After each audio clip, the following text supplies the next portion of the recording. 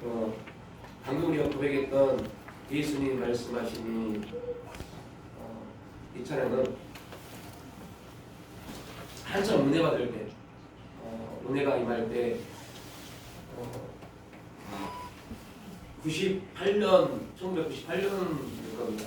1998년도에 저희가 이제 목동 14단지에 있는 한 교회를 섬기고 있었는데 그곳에서 금요 천야 기도회를 드리고 성남 집 상대원을 오는데요. 이제 14단지에서 신도림역에 와서 신도림역에서 2호선을 타고 잠실까지 와서 잠실에서 8호선을 타고 이제 성남으로 옵니다. 근데 신도림에서 2호선을 타고 오는데 서울대역에서 지하철이 끊겼어요. 고민을 엄청 했어요. 어떻게 하나 다시 교회를 와서 교회에서 잠을 자고 토요일 아침에 올까, 아니면 서울대역에서 교회까지 가는 거리와 서울대역에서 성남까지 오는 거리가 얼만큼 될까? 그 당시에 핸드폰이 없었기 때문에 거리를 특정할 수 없더라고요. 그래서 제 생각에 서울대역에서 몇 거 정도 가면 서당역이고, 서당역에서 이제 우면산길을 걸어서 오면 양재역이고, 양재역에서 조금만 걸으면 성남이겠지라고 생각했어요. 그렇게 길 줄 몰랐어요. 그게 11시 49분에 서울대역에서 내려서 그때부터 걷기 시작했습니다. 성남 담대호군이 딱 도착하니까 새벽 6시가 됐더라고요. 네. 근데 그때 여러분 혹시 이제 한번 차를 타고 지나가 보시면요, 사당역에서 양재역까지 오는 길이요, 보통 무서운 길이 아닙니다. 오른쪽은 완전히 우면산 산자락입니다. 왼쪽은 그나마 이제 집들이 있는데 대부분 사무실 위에서 불이 다 꺼져요. 그 시간에 우면산 길을 걸어오는데 와, 정말 무섭더라고요. 너무너무 무서워서 막 머리가 서는 것 같아요.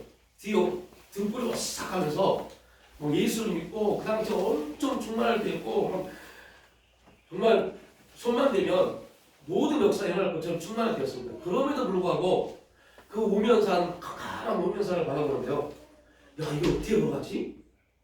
어떻게 가야 될까? 그 당시에는 차도 많이 없을 때였습니다. IMF 터져서 차도 많이 안 다닐 때였어요. 그 남부순환도로 그 길이 너무 무섭더라고요. 그때 엄청나게 크게 혼자 불렀던 찬양이 예수님 말씀하십니다. 이 찬양을 막 불면서 예수님 말씀해주세요. 두려움아 떠나라. 두려움아 떠나라. 엄청 고백했던 찬양입니다. 예수님 말씀을 하시면 이 두려움은 아무것도 아닙니다. 계속 고백하면서 걸어서 양재에게 한 45분 걸리더라고요. 양재에게 도착해서 너무 추워서 잠깐 양재에게 들어가서 몸 좀 녹이고 다시 이제 성남으로 오는데, 성남으로 오는 게 더 무섭습니다. 왜 그러냐? 지금은 아무렇지 않습니다. 헌인릉이라는 곳이 있어요. 그곳이 어떤 지역이냐면 이제 이들의 나병 환자촌. 그래서 그런 소문이 있어요. 그 길을 지나가다 새벽에 어떤 사람이 잡히면 간이고 신장을 다 빼간다 라는 소문이 있었어요. 그 길을 걸어오는데 와, 정말 누가 튀어나올까봐. 그리고 그때 계속 또 고백합니다. 예수님 말씀해 주시고 강하고 담대하라. 이 길을 걸을 수 있도록 길을 열어주시고. 지금은 세곡동이 아파트 단지가 좋아서요, 정말 화려합니다. 근데 그 당시에는요, 완전히 불만이었습니다. 그리고 그 길을 걸어오면서 제일 많이 고백했던 거, 찬양도 있지만 고백했던 거, 말씀이 살아 역사한다는 게 뭘까?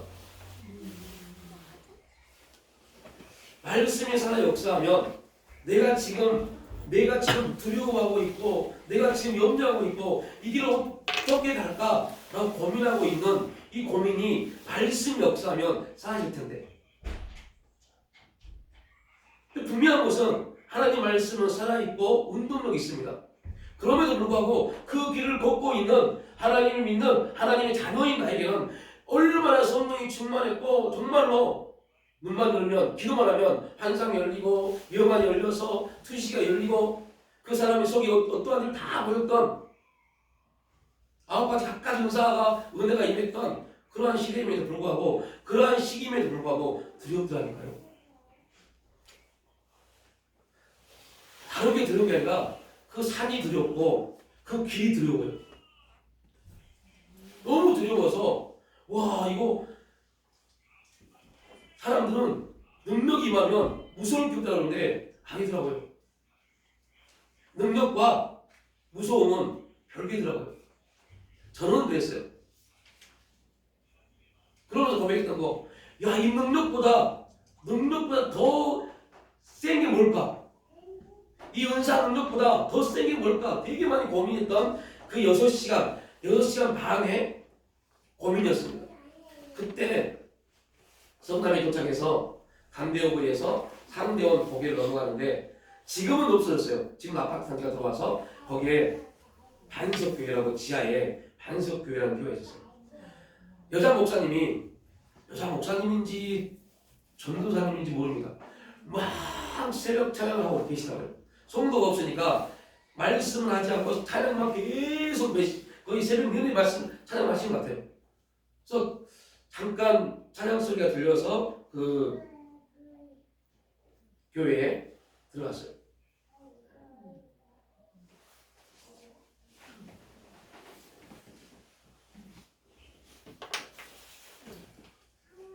그 찬양이 주의 확실하신 말씀을 듣고라는 찬양이었습니다.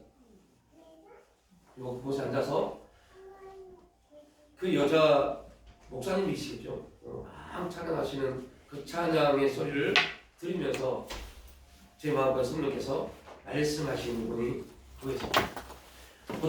어떠한 은사 능력이든 어떤 육체에 부어주신 성령의 역사든 그것보다 더 센 게 말씀이다. 능력은 너로부터 출발하지만 말씀은 나로부터 출발한다. 여러분, 은사는요, 내가 하라면 그만입니다. 내가 사용하지 않으면 그만입니다. 그런데 말씀은 내가 사용하지 않아도, 내가 하려고 하지 않아도 우리의 생각을 통해서, 우리 마음을 통해서 느껴지기만 하면, 고백되지기만 하면 그 말씀은 역사의 힘을 갖습니다.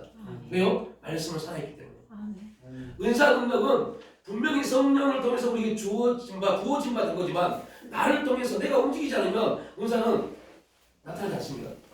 내 말씀은 나와 별로 상관이 없어요. 말씀을 스스로 그 역사하는 힘을 가지고 있습니다. 중요한 것은 스스로 역사하는 그 힘을 가지고 있는 말씀 가운데 우리가 아멘 하고 움직이기만 해도 그 말씀의 역사는 우리에게 기적으로 나타날 줄 믿습니다. 이게 말씀입니다. 이게 우리 믿는 사람들에게 주어진 하나님의 엄청난 특권입니다. 그래서 여러분, 우리가 고민해야 될 거, 우리가 정말 기도해야 될 것은 하나님의 말씀, 우리에게 들려지고 우리가 읽고 있는 그 말씀이 우리 삶 가운데 살아 역사하도록, 그 말씀이 우리 삶 가운데, 우리 가정 가운데, 우리 자녀들 가운데, 이 나라 가운데 그 말씀을 통해서 변화가 되어지는 역사가 있도록 우리가 기도해야 돼요. 물론 기독교는 말씀의 종교입니다. 그 말씀이 체험되어지면 이 세상이 감당할 수 없는 엄청난 믿음의 고백들이 우리 가운데 나타납니다. 일이 안 되는 거, 어떠한 결과물이 좋지 않는 거, 우리 육체에 질병이 있는 거, 우리 환경에 문제가 있는 거, 대인관계 문제, 물질의 문제 있는 거, 여러분 이거 우리의 힘으로 해결할 수 없습니다. 아무리 노력해 보십시오. 아무리 열심을 내보십시오. 해결할 수 있는지. 해결할 수 있는 유일한 방법은 말씀에 사로잡히면 돼요. 그래서 여러분들 말씀에 사로잡히기 위해서 그 말씀이 우리의 삶을 만들어 가도록 그 시간을 매일매일 조금씩 더 늘려갈 수 있기를 축복합니다. 그래서 어느 날 그 말씀이 갑자기 우리 삶을, 내 생각을, 우리 마음을 지배하기 시작하면 놀라운 일들이 우리 삶 가운데 고백되어지고 또한 우리 육신적 가시적인 눈으로 보기 시작합니다. 말씀이 살아 역사함을. 그래서 하나님 말씀은 우리가 이 전주에 들었지만 유명한 소설이나 베스트셀러 같은 책들은요 한 시대가 거쳐가면 다 사라집니다. 그 하나님 말씀은요 수천 년이 지나오면서 40여 명이 각각 삶의 위치가 다르고 삶이 다르고 직업이 다르고 생각이 다르고 모든 삶의 영역이 다른 분들이 기록했지만 동일한 주제를 가지고 수천 년을 이어져 내려오고 있고 아마 예수님 오신 그날까지 이 말씀은 계속적으로 그 역사를 이루어갈 겁니다. 이유는 딱 한 가지입니다. 이 말씀이 살아있기 때문에 이 말씀을 기록한 저자들이 능력이 있고 힘이 있고 지혜가 있는 것이 아니라 하나님 말씀이 그들을 통해서 역사해 갔기 때문에요. 그리고 오늘 동일하게 하나님 말씀이 저와 여러분 삶 가운데 그들의 역사했던 것처럼 역사해 갈 줄 믿습니다. 그때 여러분 육체의 질병은 의사가 고치는 게 아닙니다. 좋은 약이 고치는 게 아닙니다. 말씀에 사로잡히면 그 말씀을 통해서 하나님 역사가 우리 육체의 질병 또한 고쳐가십니다. 필요하면 분명 영원한 의사를 통해서 좋은 약을 통해서 우리에게 유익은 줄 수 있어요. 온전한 회복은 될 수 없습니다. 하나의 수단이지 의료는 의약품은 하나의 수단이지 목적이 될 수 없어요. 우리의 목적은 유일한 목적은 하나님이십니다. 그 하나님이 우리의 해답이시고 그 하나님이 우리 인생의 모든 길에 문을 여실 분입니다. 어떤 집사님은 저에게 이러한 질문을 하셨어요. 목사님, 아무리 발버둥 치고 아무리 노력해도 문이 열리지 않습니다. 너무너무 답답합니다. 이게 우울증인가요? 삶이 너무 공허하고 너무 엉망해서 계속 우울합니다. 죽고 싶어요. 저는 곰곰이 생각하다가 제가 그분에게 이런 말씀을 드렸어요. 제 신학교 잡지에 글을 썼던 내용인데 한참 산을 오르면서 올라가면서 뒤를 돌아봤습니다. 근데 제가 올라오는 길이 보이지 않더라고요. 분명히 제가 걸어서 올라왔던 길인데 그 길이 보이지 않아요. 그래서 앞만 보고 계속 올라가다가 어느 한 봉우리에 올라가서 그 지점에서 뒤를 돌아보니 제가 올라왔던 길이 명확하지 않지만 그 길이 보이더라고요. 그런데 기가 막힌 것은 제가 올라왔던 그 길에 또 다른 사람들이 계속 그 길을 올라오더라는 거죠. 우리가 이러한 삶을 살아갑니다. 아직 어떠한 봉우리, 한 봉우리도 올라오지 못한 상태에서 계속 네 뒤를 돌아보면서 내 삶이 어떠했던가, 내 삶이 어떤가, 어떠한 힘이 있었고 어떠한 감정이 있었던가 이 부분을 고민하다 보면 보이지 않습니다. 그래서 우리는 원망합니다. 불평합니다. 이스라엘 백성들이 홍해를 건넜습니다. 그리고 엄청나게 기뻐서 찬양하고 축제를 했습니다.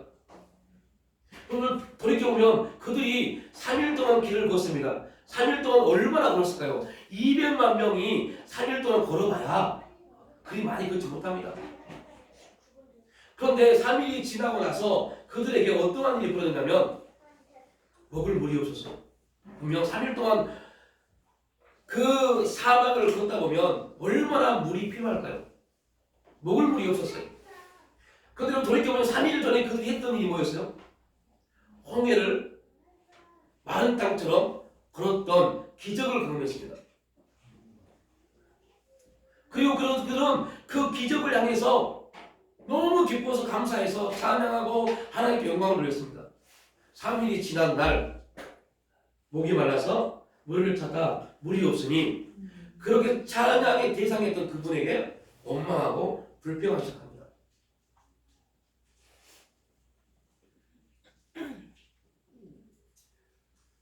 이게 딱 우리의 모습입니다. 하나님을 찬양하고 기도하면서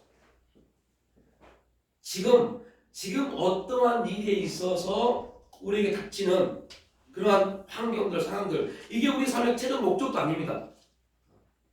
그건 우리의 삶의 최종 목적 결과의 한 일부분밖에 안 됩니다. 그 일부분 때문에 우리는 원망하고 불평합니다.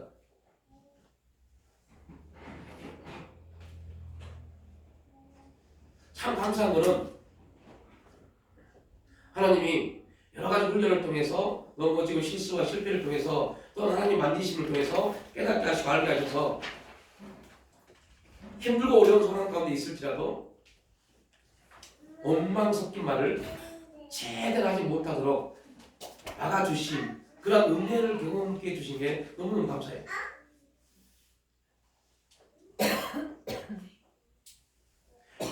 하나님 말씀에 깨달음이 있지 않았으면 벌써 포기했고 벌써 그만뒀을 겁니다. 너무 힘들어서, 너무 어려워서, 막막해서. 그럼에도 불구하고 우리가 갈 수 있는 이유는 우리가 길을 헤쳐나가기 때문이 아닙니다. 이스라엘 백성들에게 40년 동안 불기둥과 구름기둥을 통해서 계속적으로 길을 만드시고 또 보호하시고 역사에 가시는 하나님이 있었기 때문입니다. 우리도 동일합니다. 이스라엘 백성들이 홍해를 건너는 기적, 어떠한 사람들은 예수님이 물로 포도주를 만드는 기적을 통해서 기적만 경험하지만 어떠한 사람들은 그 기적을 통해서 하나님을 바라보는 표적을 경험하는 사람도 있습니다. 오늘 저와 여러분은 단지 물이 포도주 되는 기적, 홍해가 갈라지는 기적, 이 기적으로 끝나면 안 돼요. 그걸 통해서 우리에게 나타난 하나님의 역사를 통해서 하나님이 보여지는 그 은혜가 있기를 축복합니다. 하나님이 보여져야 돼요. 하나님이 보여지지 않으면 우리는 절대로 우리 어려운 삶, 환경들 이겨낼 수 없습니다. 이겨낼 수 없습니다. 단지 어떠한 간증이 있고 기적이 있고 이게 중요한 것이 아니라 하나님이 우리에게 기적을 베푸시고 아니 아무런 기적도 없고 계속적으로 똑같은 환경, 똑같은 상황이 수십 년 반복될지라도 그곳에서 그 환경 가운데 하나님만 보여지면 그 인생은 그 순간 바뀌어버립니다. 하나님이 보여지지 않기 때문에 고통스러운 겁니다. 아무리 기도하고 아무리 발버둥 쳐도 나에게 주는 환경 속에서 하나님이 안 보이시는 거예요. 그러니까 수많은 사람들이 하나님 나를 사랑하지 않는 것 같다라는 생각 가운데 점점 하나님 앞에 드려야 할 시간을 세상적 감동의 시간을 투자하기 시작합니다. 그 인생이 결국 그냥 뻔합니다.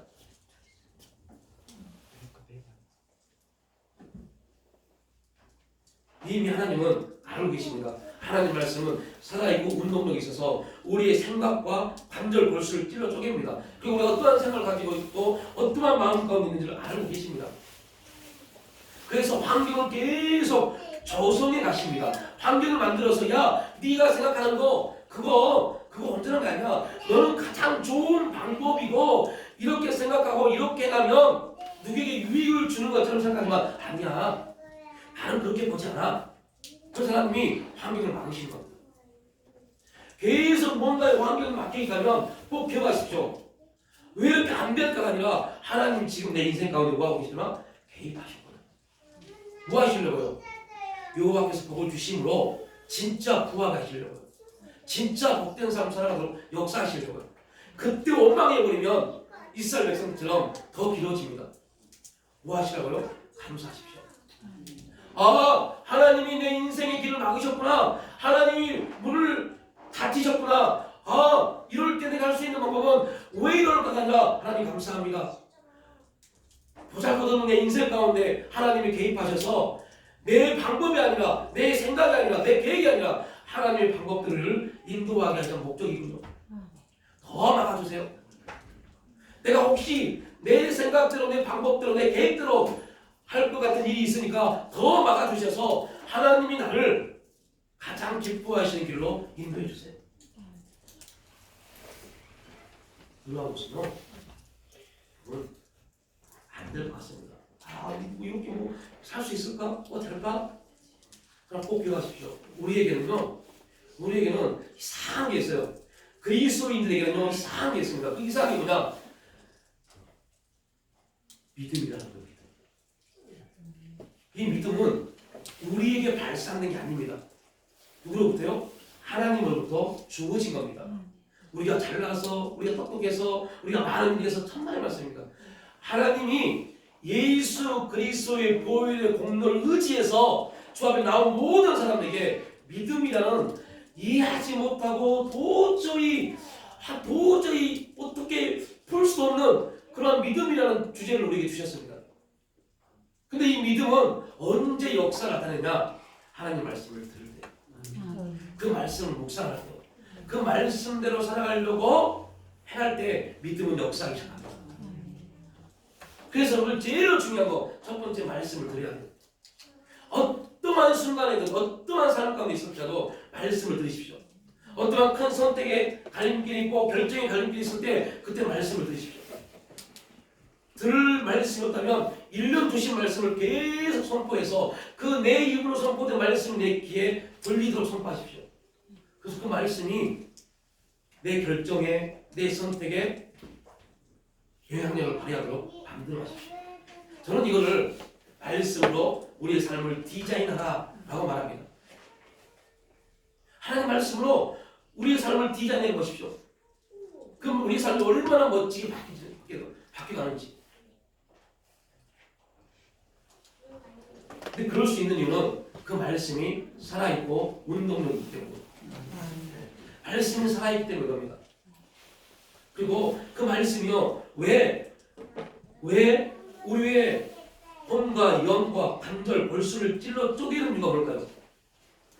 왜 이브리서 사장은 하나님 말씀은 살아있고 활력이 있어 좌우의 날선 어떤 것보다 예리하여, 이 말씀은요, 제사장들이 제물을 드릴 때 정말 잘 든 칼을 가지고 각을 뜹니다. 각을 뜬 이유는 뭐냐? 그 고기별로 드리는 제사의 내용이 달라요.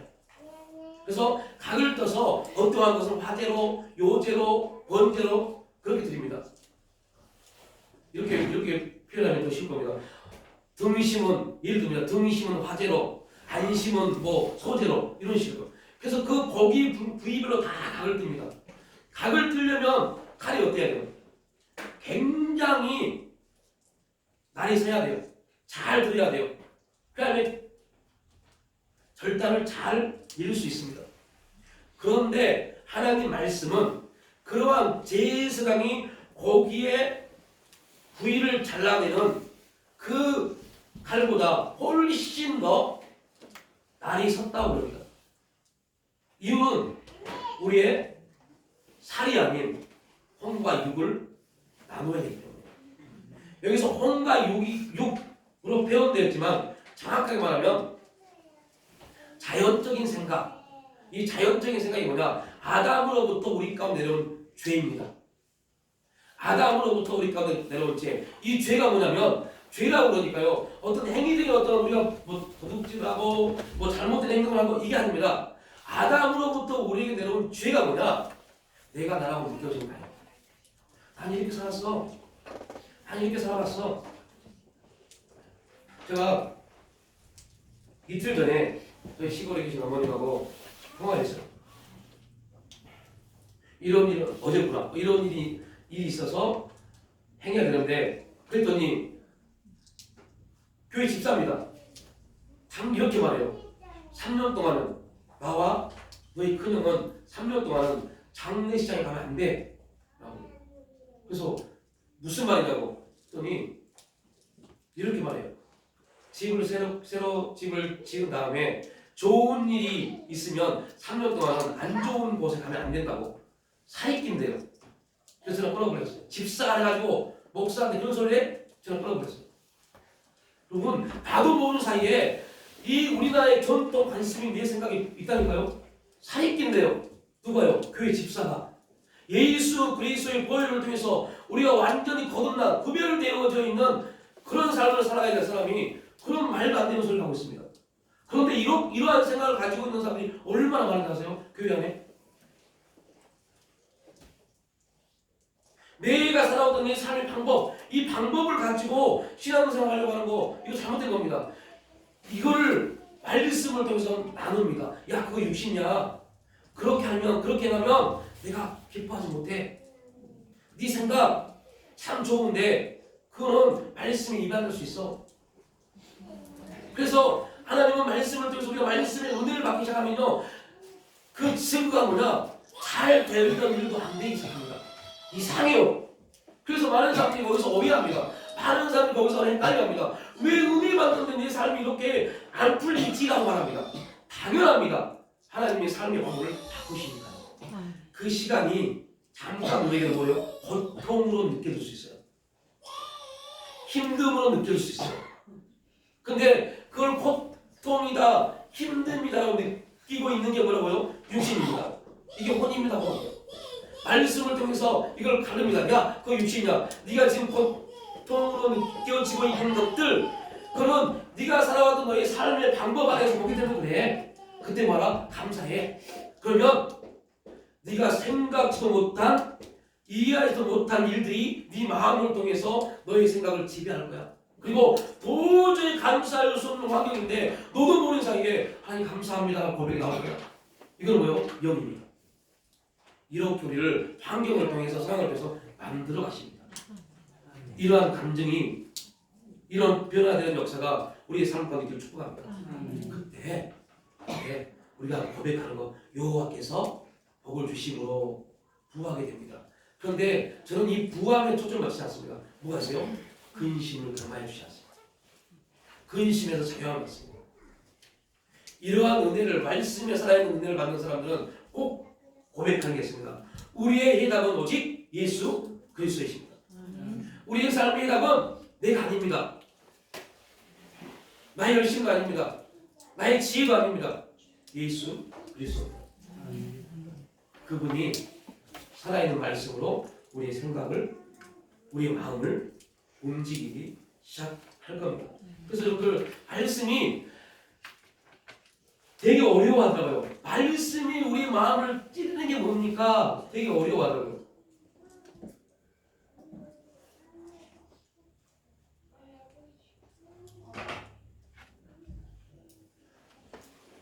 내가 살아왔던 삶의 내용들, 우리의 삶의 이야기들, 이러한 것들이 점점 이제 싫어지기 시작합니다.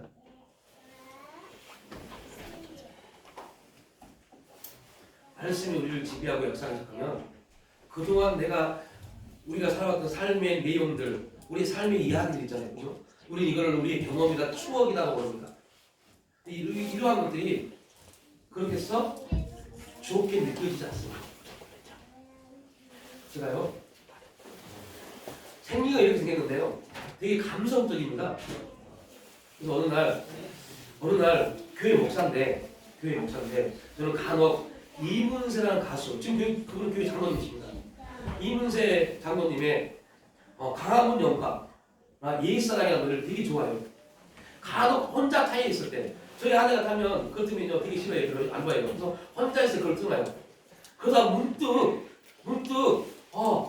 90년대에 걸었던 독수궁을 걷고 싶다는 생각이 들었어요. 가다니까요.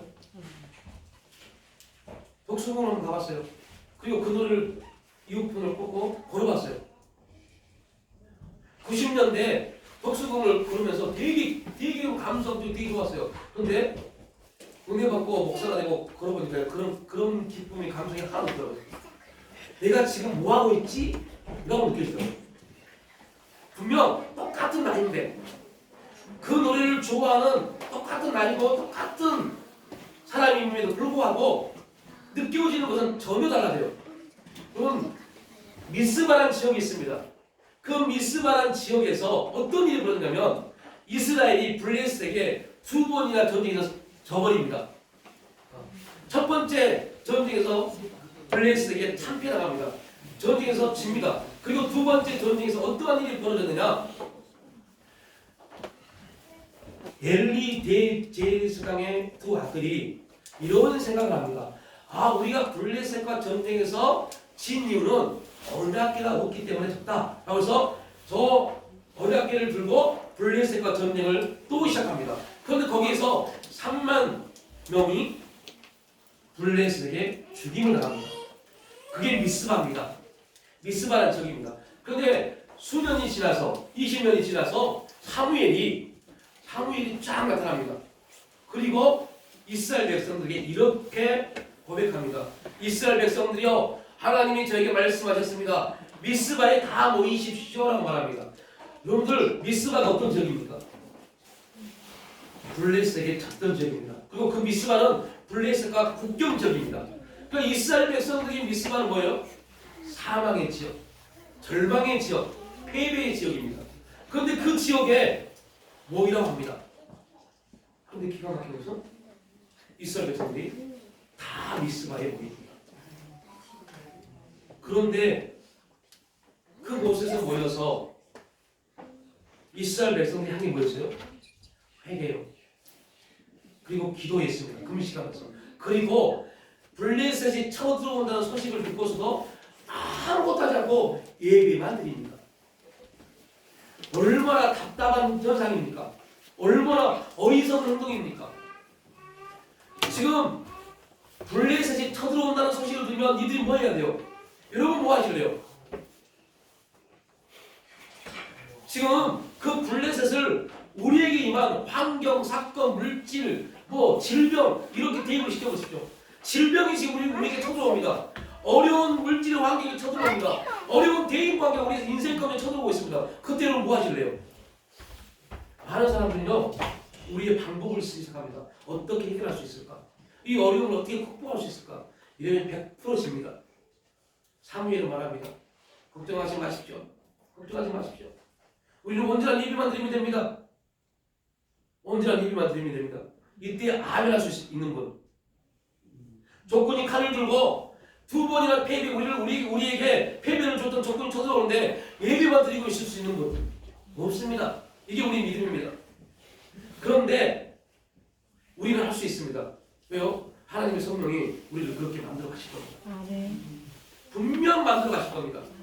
그리고 예배만 드리고 있었더니 어떤 일이 벌어졌어요? 하나님이 싸우셨습니다. 진짜 영적인 사람이 누구냐? 하나님이 우리의 인생 가운데 우리의 인생을 살아가도록 우리의 인생을 내어드릴 수 있는 사람이 영적인 사람입니다. 이 사람들을 통해서 하나님의 역사를 나타내십니다. 그러한 담대함이 있기를 축복합니다. 그러기 위해서 여러분 1월 한 달 동안 계속 기도하십시오. 성령 하나님, 우리 인생 가운데 바람처럼 물처럼 임하여 주옵소서. 성령 하나님, 우리 가정 가운데 바람처럼 물처럼 임하여 주옵소서. 성령 하나님, 내가 어떠한 결정을 해야 되고 어떠한 선택을 해야 되는데 그 결정과 선택 가운데 바람처럼 물처럼 임하여 주옵소서. 성령 하나님, 이 나라 가운데 한국 교회 가운데 바람처럼 물처럼 임하여 주시옵소서. 그래서 성령님이 보시기에 가장 합당한 선택, 합당한 행동이, 합당한 결과가 우리 가운데 임하도록 역사해 주옵소서. 이 기도가 여러분을 축복합니다.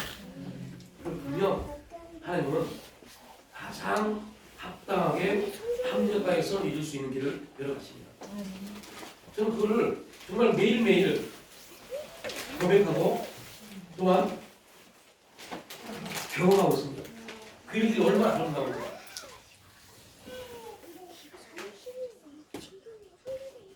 우리의 생각하고 우리의 모든 판단까지, 우리 뜻까지 알고 계시고 인도에 가시고 역사에 가십니다.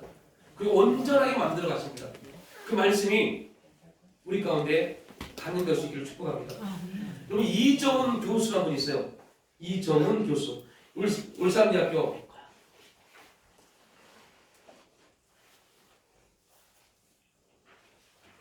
법대 교수였습니다. 이분은 하나의 단체를 만들었어요. 기독교를 말살하는 정책. 그걸 기독교를 말살하려고 단체를 만들어서 얼마나 우리 기독교를 핍박하고 기독교를 공격을 했는지. 그리고 정말로 이 사람 때문에 기독교가 엄청난 타격을 받았어요. 그런데요, 어느 날 이정훈 교수가 그가 기도하던 암자가 있어요. 울산에 자그마한 절이 있는데 거기서 절에서 기독교 방송을 들었습니다. 그 기독교 방송을 들으면서 어떻게 하면 기독교를 공격할 수 있을까? 유명한 목사들 설교를 다 들으면서 잘못된 점을 다 뽑아냈어요. 그런데 그때 여러분 잘 알고 계시는 목사님이 계세요. 저 대전에 있는 신명계 목사님이신데 그분이 그분이 그 당시 최고로 핫한 목사님이셨어요. 저분의 설교를 공격하면 한국교회를 무너질 수 있다라고 생각하시는 거예요. 그래서 그 대전에 계신 목사님의 설교를 다 듣다가 그날 그 목사님의 설교를 들으면 거의 60%는 웃다가 끝납니다. 그날도 많은 설교를 하고 있는데 이종훈 교수가 그 목사님의 설교를 들으면서 이렇게 받습니다. 웃기고 있네. 너나 잘하세요. 곧 있으면 당신의 설교를 내가 다 평가해서 이제 그 비판의 신문을 원고를 할 텐데 이제 당신 큰일 났어. 그렇게 빈정되고 있는데 갑자기 혀가 고부러지시다. 암대에서 뒹굴뒹굴 고통스러운 그런 부분으로 빠집니다. 그러면서 갑자기 자기 생각 가운데 하나님 앞에 우리는 죄인이다. 나는 죄인이다. 라는 고백이 나왔어요. 나는 죄인이다. 지금은 그분은요, 우리 기독교를 위해서 정말 자신의 모든 재산을 써가면서 사역을 합니다. 그리고 고백합니다. 하나님이 나에게 대학 교수로 또한 그가 얼마나 하나님 역사 기가 막혀보세요. 교회를 핍박하려고 교회를 무너뜨리려고 막 열심히 할 때 후원금이요 수백억이 들어왔답니다. 그런데 이분이 깨닫는 게 있어요. 하나님이 이렇게 나에게 물질을 열어주셨구나. 뭐 하려고요? 교회를 옹호하는데 자기를 사용해야 되는데 교회는 솔직히 그렇게 많이 후원하지 못합니다. 그러니까 교회를 위해서 이 사람을 써야 되겠는데 교회들이 이 사람을 위해서 후원할 교회들이 많이 없어요. 그러니까 잠시 잠깐 이 사람을 교회를 핍박하는 자리에 세운 겁니다. 그리고 교회를 핍박하는 데 세웠을 때 수많은 후원금, 이종훈 교수 감기가 오면 거의 100억대 이상의 후원금이 들어갔다고 해요. 그리고 그걸 가지고 지금 교회를 위해서 사용하고 있습니다. 하나님의 방법은요 참 이해할 수 없는 것입니다. 그래서 여러분들 하나님의 은혜 가운데 들어가려면요 이해할 수 없는 행동하시고 축복합니다. 좀 엉뚱한 말 같지만요 좀 이해하지 못한 그동안 내 삶과 이해되지 않는 행동들이 나와야 돼요. 그게 성령께서 우리 인도해 가시는 하나의 방법일 수 있습니다. 12월 25일 크리스마스 예배를 마치고 집에를 가려고 하는데 여주에 있는 한 집사님이 전화가 왔어요. 목사님 우리 아들이 이번에 그 아들이 우리나라 꽤 유명한 게임 회사에 팀장으로 나가요. 목사님 성과금이 나왔는데 목사님 뭐 필요한 거 있으세요? 그때 제가 기도하는 부분이 있는 부분이 있어서 너무 감사했어요. 근데 주님이 그냥 그 마음만 받아라. 그래서 네 감사합니다. 근데 집사님 섬기는 교회 목사님을 위해서 사용하면 좋겠습니다. 라고 말씀을 드렸어요. 근데 그분이 저한테 이런 말씀을 하세요. 목사님 저희 교회는요 큰 교회라서 목사님 필요한 게 아무것도 없어요.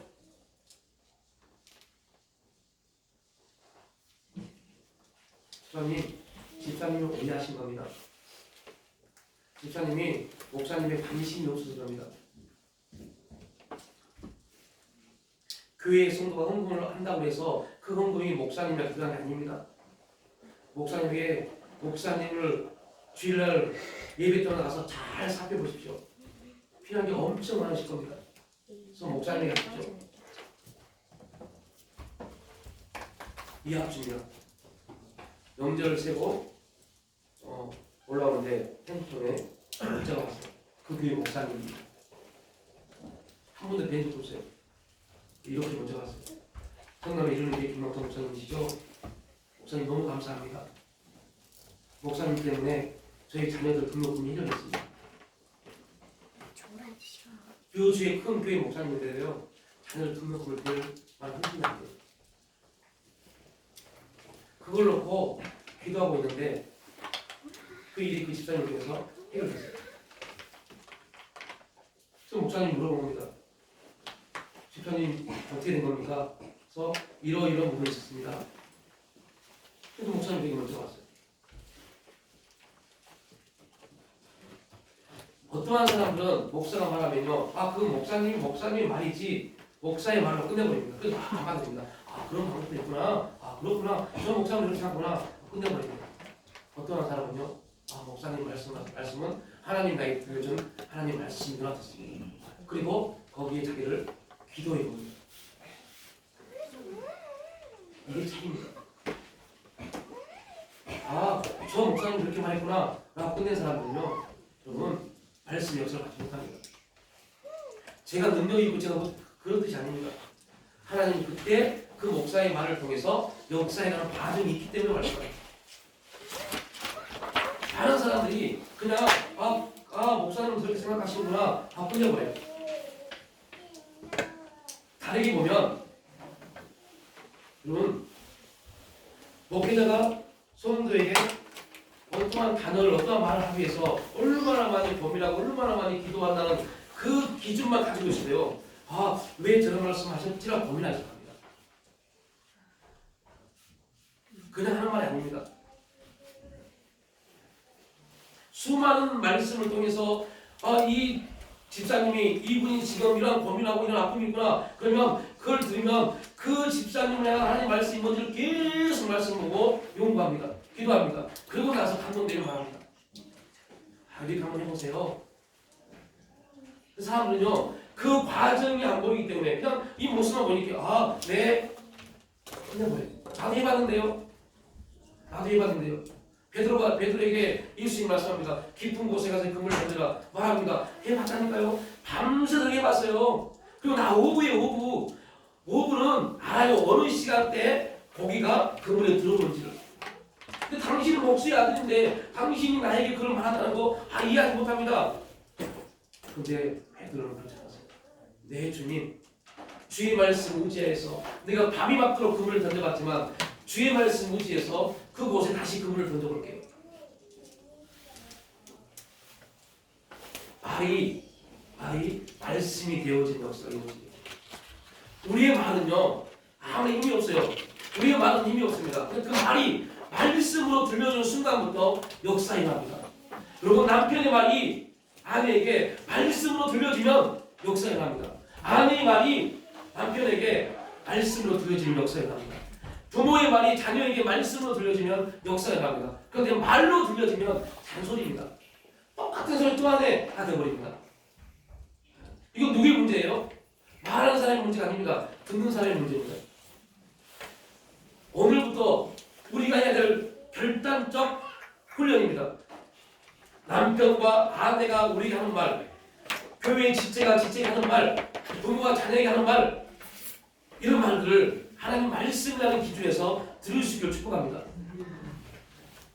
그리고 그 말들이 우리 가운데 어떻게 살아 역사에서 내가 어떠한 변화를 갖는지를 볼 수 있는 은혜가 있기를 축복합니다.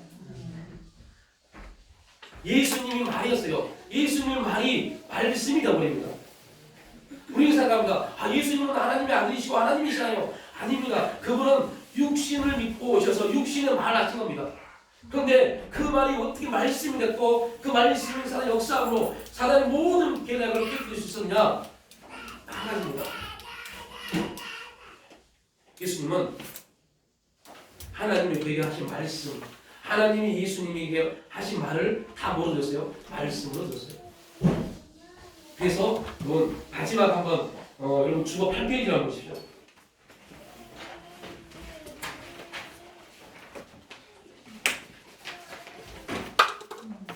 이 성경 말씀입니다. 주보 8페이지 보면 요한복음, 마태복음 4장 말씀이 있습니다. 자, 이 부분 딱 예수님이 어떠신 분이세요? 예수님은 하나님이십니다. 그리고 요한복음에서는 예수님을 누구라고 말해요? 말씀이라고요. 예수님은 말씀입니다.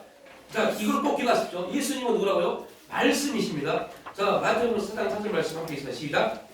내가 만일 하나님의 아들이거든 내가 이 돌을 떡덩이가 되게 하라. 예수님 말씀합니다. 시작. 기록되었으되 사람이 떡으로만 살 것이 아니요 하나님의 입으로부터 나온 모든 말씀으로 살 것이라 하니라. 여러분 기가 막히지 않으세요? 예수님이 누구라고요? 예수님 말씀입니다. 요한복음에서는 예수님을 말씀으로 표현합니다. 근데 그 말씀이신 예수님이 이렇게 말합니다. 하나님 입으로부터 나온 모든 말씀으로 살 것이라 라고 말합니다. 그 여러분들, 우리가 어떠한 소리를 들었을 때, 어떤 말을 들었을 때 그 말이 우리에게 말씀으로 들려지면 우리는 표현을 받습니다. 근데 그 사람이 말로 들려지면요, 잔소리입니다. 그만 좀 해. 또 똑같은 소리 하네. 다 됩니다. 이제 안 좋아. 환경도 똑같습니다. 결론이 있습니다. 그리고 우리에게 주어진 환경들, 그 환경들이 하나님이 우리에게 주신 하나님 말씀으로 받을 수 있는 그런 은혜가 있기를 축복합니다. 어려운 안 좋은 환경일 수도 있어요.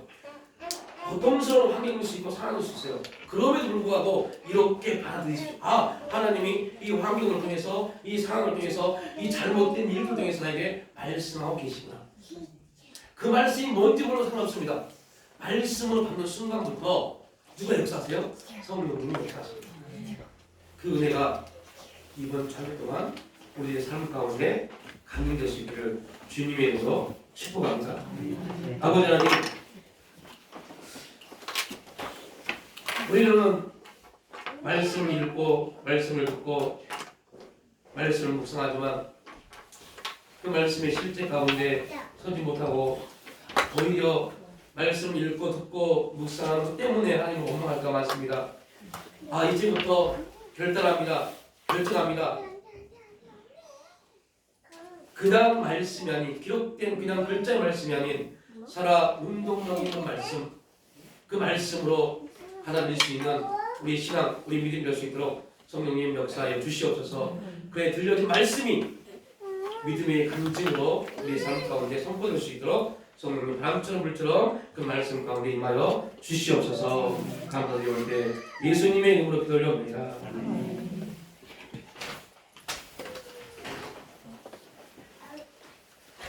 우리 빈들의 말을 같이 찬송가 183장 찬양하시면서 주 앞에 예물을 드리도록 하겠습니다.